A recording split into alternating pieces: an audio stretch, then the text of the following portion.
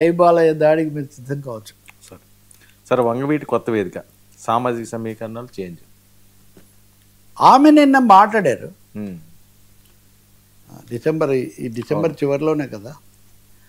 అయితే కాపునాడు అనేది వరకు పెట్టేవాళ్ళు. ఇప్పుడు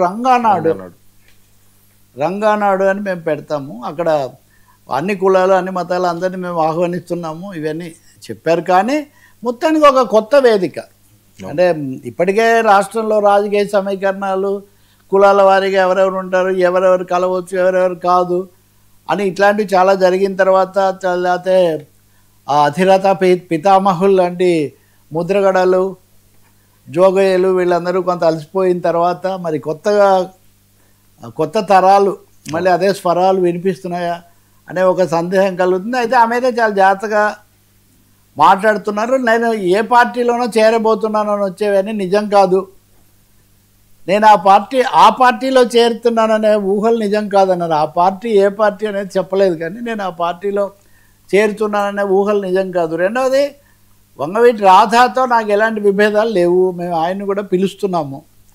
అక్కడ అయితే లేరనుకోండి, అక్కడ ఉన్నవాళ్ళు కూడా కొంచెం ఆ విషయాలు గట్టిగా మాట్లాడి 1-2 సార్లు రంగా పేరు చెప్పి మొత్తం మీద కోస్తా జిల్లాలో మరీ ముఖ్యంగా విజయవాడ కృష్ణ పరిసరాల్లో ఒక కొత్త రాజకీయ వేదిక అయితే ఆవిర్భవిస్తున్నట్టు కనిపిస్తుంది.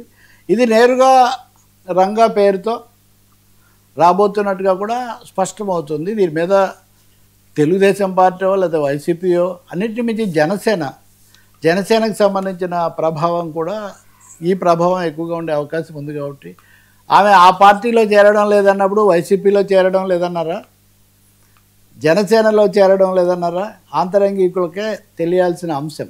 కానీ ఎవరికో ఒకరికి ఆమె సిగ్నల్ అయితే ఇవ్వదలుచుకున్నారు, నేను అక్కడ చేరదలుచుకోలేదు. మూడో అంశం కూడా ఒకటి ఉంది, వాళ్ళు రాజకీయ స్థానం సంపాదించుకోవాల్సిందే. కానీ ఇప్పటికిప్పుడు రాధా కుటుంబానికి ఏం పదవులు లేవు. వాస్తవంగా వాళ్లకు ప్రజల్లో అభిమానం ఉంది, ఆ వారసత్వం ఉంది, అంతగానే ఆమె గట్టిగా చెప్తున్నారు.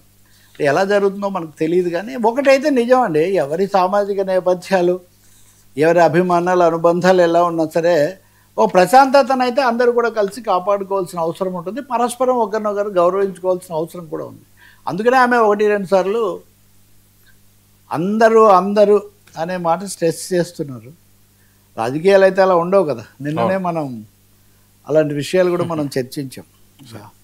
సార్ అదాని తెరపైకి బాబుతో మంతనాలు భూ బదలాయింపు ఈ విషయం